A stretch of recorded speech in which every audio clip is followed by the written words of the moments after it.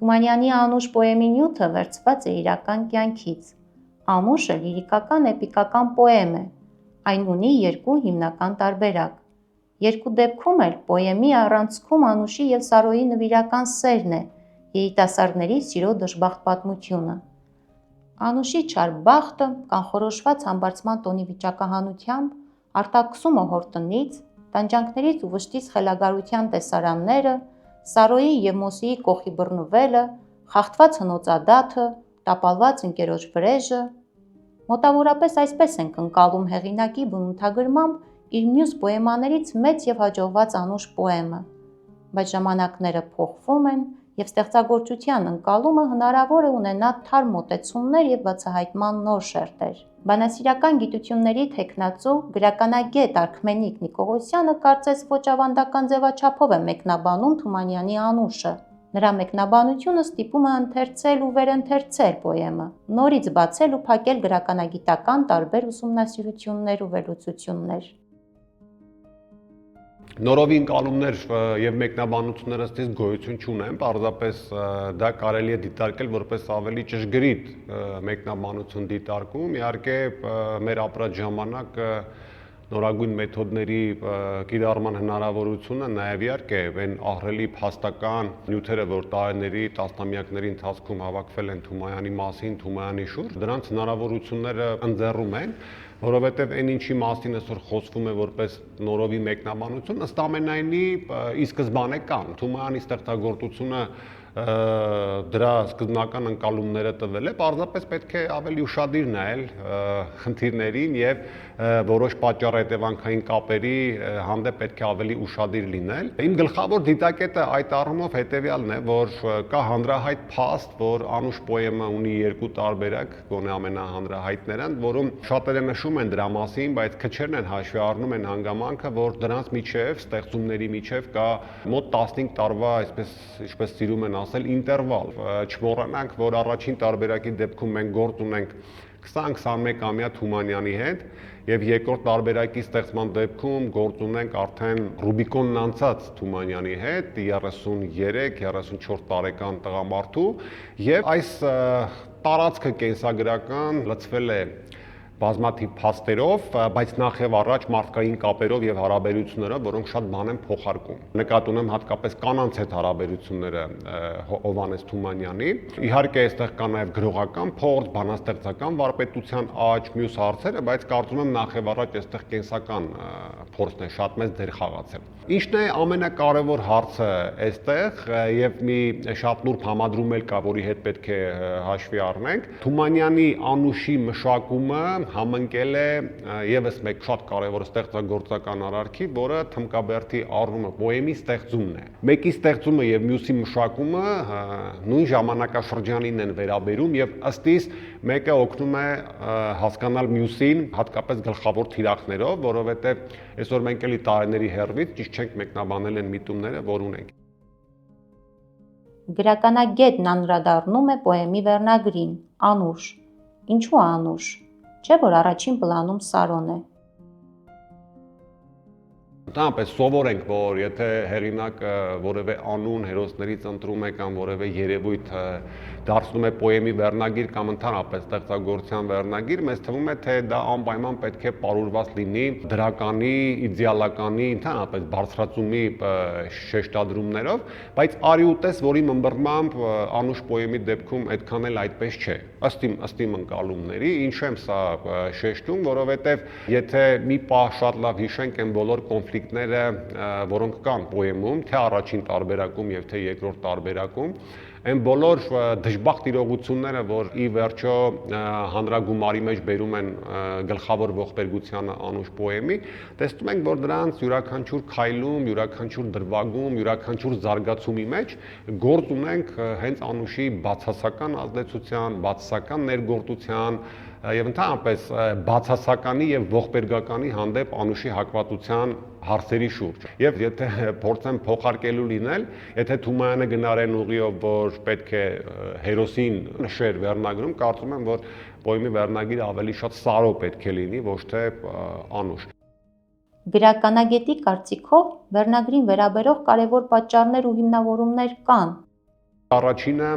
առաջին տարբերակի եւ երկրորդ տարբերակի համադրումն է։ Նրանք, ովքեր շատ լավ ծանոթ են առաջին տարբերակին, կփաստարկեն, որ թե բանաստեղծական վարպետության տեսանկյունից, թե հոգեբանությունների տեսանկյունից այն իհարկե շատ զիջում է վերջնական տարբերակին, որի վրա Թումոյանը աշխատեց հետո եւ պատահական էլ չէ որ աշխատեցա, որտեղ կիսատ մնացած ասելիք կար, ոչ միայն պոեմը կատարելագործես պոետիկայի տեսանկյունից, ինչ որ տաղաչափության տեսանկյունից, այլ նաեւ նախևառաջ երևի թե հոգեբանական ասելիքային էլ կիսատություն կար, դա էր դրդապատճառը։ Մենք առաջի տարբերակում տեսնում ենք ստանդարտ տաղաչափություն, Թումոյանի հետագա էպիկական բնույթին ոչ այդքան բնորոշ։ Մենք տեսնում ենք այնտեղ շատ կարճ հարաբերություններ, որոնք արտահայտվում են 1-2 խոսքուզրույցի միջոցով եւ պատճառաբանվածության տեսանկյունից շատ հաճախ այդքան համոզիչ չեն եւ տեսնում ենք շեշտադրում ընդհանրապես ցույց տալ, որ ահա ինչպես կարող է սիրո մի հարաբերություն շատ վատ ազդել նահապետական այդ բարքերի տեսանկյունից մարդկանց ճակատագրերի վրա։ Երկրորդ անուշում արդեն կատարյալում մենք տեսնում ենք բոլորովին այլ պատկեր, երկու շատ կարևոր շեշտադրում կա, առաջինը անուշը, որպես բացասականի եւ ողբերգականի կրող եւ Սարոն, որպես ահա այդ բացասականը եւ ողբերգականը հերոսաբար դիմադրել փորձող անհատականություն։ Սովորաբար նախկին վերլուծություններում շեշտել եմ, որ Սարոն եւ անուշը բարձրացան իրենց միջավայրից եւ այլն եւ այլն։ Ես կարծում եմ, որ Սարոն էր բարձրանում իրականում իր միջավայրից, անուշի դրթած ողբերգություններին դիմագրավելու համար։ Այստեղ նաև կարելի է հոգեբանական եւ, չգիտեմ, բժշկական որոշակի վերլուծություններ էլ նույնիսկ դիմել։ Ես գիտեմ, որ ժամանակին հատկապես Վարդգես Դավթյանը կարծեմ դիմել է եւ նույնիսկ կար նրա ապշանքը, թե ինչքան հոգեբանական ճշգրտությամբ է Թումոյանը պատկերել օրինակ անուշի խելագարությունը, վերջնականը։ Բայց եթե մենք ուշադիր ենք լինում պոեմի ընթացքին, տեսնում ենք, որ ի սկզբանե անուշի մոտ կան ահա հոգեկան խանգարման որոշակի շեղումներ, էլի շեշտեմ բացասականի եւ ողբերգականի շուրջ հակումներ։ Չկա պոեմում տեղ ունեցող նույնիսկ ամենադրական որևէ երևույթ, որին անուշը չունենա բացասական եւ ողբերգականի տանող վերաբերմունք։ Այդ աղջիկը այսպես սովոր չի, հա, երջանկության եւ պատահական չէ, որ անընդհատ Սարոն ձգտում է եւ իր սերը ապացուցել նորանոր փաստերով, հա, թեպետ այնքան փաստ կա, բայց անուշին կարծես թե չի բավարարում, սովորաբար դա բացատրում են, որ սերը ագահ զգացմունք է, Թամրազյանի կարծեմ բնորոշումն է եւ Թումոյանի Սայաթնովայի հոդվածի առիթով օգտագործած բնորոշումը Թումոյան տողունի չէ, սերը անհակ սովի պես։ Մեկնաբանվում է այս մտայնությամբ, որ սերը ագահ է, էլի է ուզում, էլի է ուզում, էլի է ուզում, չէ, իմ տպավորությամբ սա այդ դեպքը չի, ոչ թե շատ ուզելու պահն է, այլ անուշը ուզում է այնքան ասել այդ մասին, որ Սարոն կանգնի ու ասի, չէ, գիտես, իսկապես ես քեզ չեմ սիրում, որպեսզի անուշը ունենա հոգեկան բավարարվածություն։ Նույնիսկ եթե հիշենք այն մյուս տեսարանները, արդեն վիճակի տեսարանը, որ պատահական չի, որ անուշին է հենց այդ տեսակ բան ընկնում, ես դες վստահեցնում եմ, որ եթե նույնիսկ ինչ որ դրական քառատող բաժին ընկներ անուշին, հավատացեք, որ դա մեկնաբանվելու էր բոլորովին այլ տեսանկյունից եւ անուշը անպայման հիշելու էր, որ իրեն մանկուց չար բախտ են գուշակել եւ այլն։ Սա հակվածության տեսանկյունից։ Մյուս կողմից ինչպես է նա դրթում այդ ամեն ինչին տանող գործողությունների, ողբերգական գործողությունների, հիշենք հայտնի ձմռան մի գիշեր կարմի հարսանիք հատվածը, երբ որ շատ անմեղ իրադրություն է ըստ ամենայնի միտված գյուղական կոլորիտին, միջավայրին բնորոշ ինչ-որ գործողություն ցույց դնելու եւ ահա այդ պատահականությունը Մոսի եւ Սարոյի հարաբերումը, որը կարող էր շատ այսպես հերոսական նաեւ դիտարկվել, կենցաղագրական դիտարկվել, հանդիպադրվում է անուշի ողբերգականության հակման։ Կարող էր ինքը չերևալ, որտեւ ինքը այդ միջավայրի ծնունդ է, ինքը գիտի որտեղ խաղ է եւ ինքը գիտի այդ ադաթի մասին, բայց չէ, դա իրան չի բավարարում եւ ինքը անպայման այն ամենակարևոր պահին շատ լավ իմանալով իդեպ Սարոյի սիրո մետության մասին, ահա երևում է եւ իբր տագնապած աչքերով էլի հիմա եթե մի փոքր հեռվից այսպես տասնամյակների եւ մեր ժամանակների հեռվից այսպես նաեւ բառապաշար օգտագործելով մեկնաբանենք աղջիկ ջան դու գիտեիր որ դա խաղ է ինչու էր քո վախեցած աչքերով որ Սարոն կարող է հիմա պարտվի կամ չգիտեմ Մոսին գետինը գցի Սարոյին այսինքն ինքը գիտեր որ չի լինելու այդպիսի բան որտեվ կա ադատ կա սակայն այդ մութ զորերում որ ընկերը ընկերոջ մեջքը երբեք հրապարակավ գետին չի տալի դա անուշը գիտեր փայլուն անուշը գիտեր մանկուց անուշը գիտեր շատ վաղուց բայց քանի որ ինքը ողբերգականության հակված է, անպայման պետք է գար, ահա դրթեր, որպեսզի ահա կատարվեր այդ ամենամեծ ողբերգությունը։ Ինքը շատ լավ գիտեր, որ դա ողբերգությամբ է ավարտվելու, դրանպես Անուշը շատ լավ գիտի իր արարքի հետևանքները, բայց ինքը դիտավորյալ անընդհատ գնում է դեպի այդ քայլին։ Արքմենիկ Նիկողոսյանի գրականագիտական նորարար մոտեցումները հանգում են արդեն իսկ գոյություն ունեցող գրականագիտական տեսակետներին, հատկապես հոգեբանական բժշկական վերլուծություններին։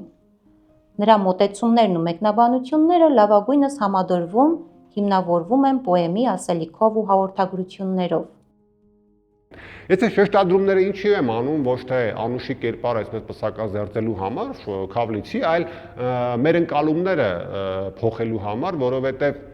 նույն պոեմում, երբ որ հիմա վերադառնանք արդեն Սարոյի կերպարին, որ իմ կարծիքով գլխավոր հերոսն է եւ պոեմի անվանադիրը, ըստ էության մենք տեսնում ենք ահա այդ բոլոր դիմագրավումները եւ հերոսական կրումը այդ ամեն ինչի։ Եվ չմոռանանք, որ որքան էլ Անուշի պահանջները շատ անձնական, շատ էգոիստական, ես սա ամենայն պատասխանատվությամբ եմ ասում, շատ ավելի շատ իր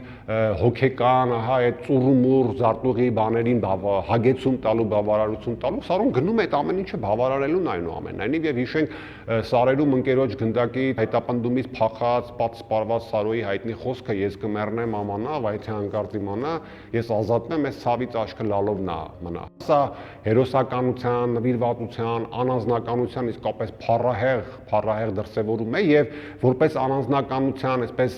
ակտ մեր գրականության մեջ գոնե էպիկական ժանրերում իր նմանը շատ քիչ ունի, եթե ունի նույնիսկ։ Սա բարձրացումի տեսանկյունից, ընդգծումի տեսանկյունից շատ կարևոր է եւ այսուհետ Անուշ պոեմը վերլուծելիս մենք սա պետք է հաշվի առնենք։ Էլի վերլուծության տեսանկյունից մի հետաքրքիր կտոր կա, որտեղ Անուշն է գալիս առաջին պլան, որտեղ Սարոն արդեն սպանված է, հա, եւս մեկ խեղված ճակատագիր արդեն Մոսին, չմոռանանք, որ Թումայանն էլ դա որքան էլ դաժան վերաբերմունք է պատկերներով, բաներով տալիս Մոսի մասին, այնուամենայնիվ նա էլ է ընկալվում որպես ողբերգական կերպար եւ ըստ ամենայնի Անուշի մյուս զոհը մարդ, որը նույնպես շատ է սիրում իր քրոջը։ Այսինքն երկու մարդկանց, որոնք իրեն ամենաշատն են թերևս սիրել աշխարհում, եղբայրը եւ սիրած տղան, կամ իրեն սիրող տղան, ահա այդ երկուսի կործանման պատճառն է Անուշը։ Իր մենակության, նաեւ խելագարության դրվագները շատ-շատերը էլի կապում են Սարոյի մահվան հետ, հա, Սարոյի սպանության հետ, բայց իմ տպավորությամբ դա հոգեբանական այն կուլմինացիաներ, որին Անուշը պետք է հասներ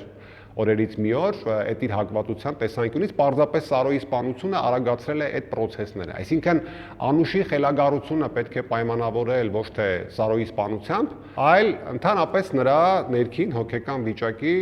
բնական զարգացում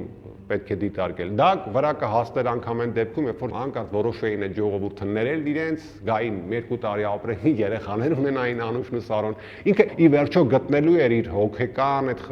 խախտվածության բավարարությունը եւ անպայման ունենալու էր այդ ելքը։ Պարզապես այստեղ Թումայանի վարպետությունն էլ պետք է գնահատենք, հատկապես անցվոր աղբոր հետ դիալոգը, որը իհարկե ընդունված է համարել դիալոգ, բայց երբ որ հաշվի ենք առնում, թե որ Անուշը այդ շրջանում արդեն կատարյալ հոգեկան խախտվածության մեջ էր, հավասարակշռությունը կորցրած, ըստ ամենայնի դա էլի մենախոսություն է, երկու տեքստերն էլ ըստ ամենայնի Անուշն է ասում եւ հարցումը եւ պատասխանը, որտեղ դա իր ներսից արդեն ծնված կերպար է անցվոր աղբերը, որի հետ ինքը մենախոսելով դիալոգում է։ Սա ըստ ամենայնի իմ կարծիքով չի փոխում Անուշի այն գլոբալ հարցադրումների մեկնաբանությունները, որ Թումայանը դրել է պոեմում, որոնք նույնպես տասնամյակներ շարունակ շատ կարևորվել են եւ ժամանակների այդ բախումների խնդիրը եւ անհատների գոյության խնդիրը, տարբեր ժամանակահատվածներում միջավայրի հարազատ պատկերումի խնդիրը, սրանք շատ կարևոր խնդիրներ են իհարկե եւ շարունակում են մնալ, բայց մենք պետք է փորձենք այնուամենայնիվ կերպարային տեսանկյունից, հերոսների տեսանկյունից այլ կերպ մեկնաբանել, ճշտեմ ինքս ինձ ավելի ճշգրիտ մեկնաբանել, որտեղ Թումայանի ասելիքը ըստ իս դա է եղել, որտեղ մենք այնտեղ իսկապես ոչ մի մանրուք պետք է բաց չթողնենք, որտեղ ուշադիր լինելու դեպքում կտեսնենք ինչքան նրբորեն է վերաբերվել Թումայանը դրանց, այնտեղ տարբեր եղանակներ կան,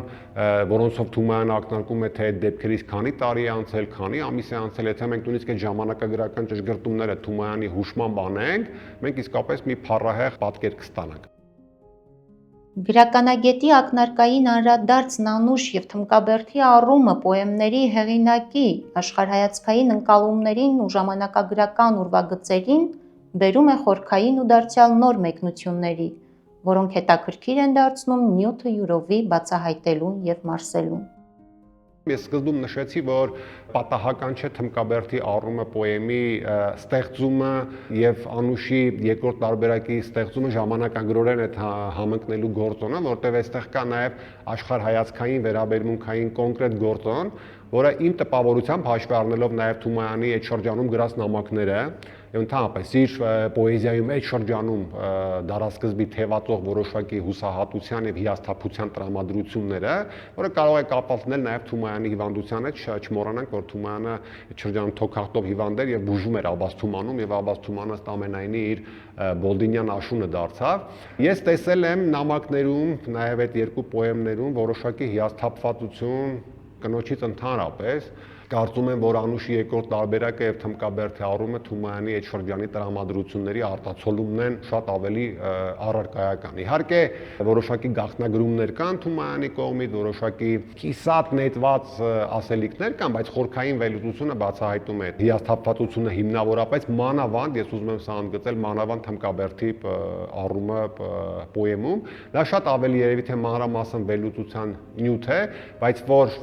երկու դեպքում էլ թե թմկաբերդի առումում, թե Անուշում Թումանյանը ձգտել է ընդունվածից դուրս այլ կերպ ցույց տալ կնոջ, այսպես ասեմ, մեղքը տարբեր կուլմինացիաների եւ դրանց հանգուցալուծման գործում կարծում եմ փաստ է։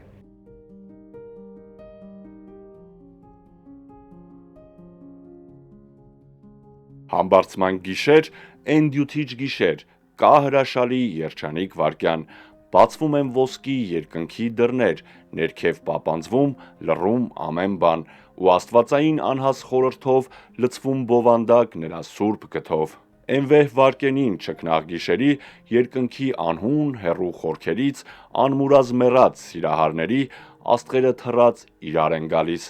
գալիս կարոտով մի հեղ համբուրվում, աշխարհքից հեռու լազուր կամարում։ Հովհաննես Թումանյան, հատված Անուշ պոեմից։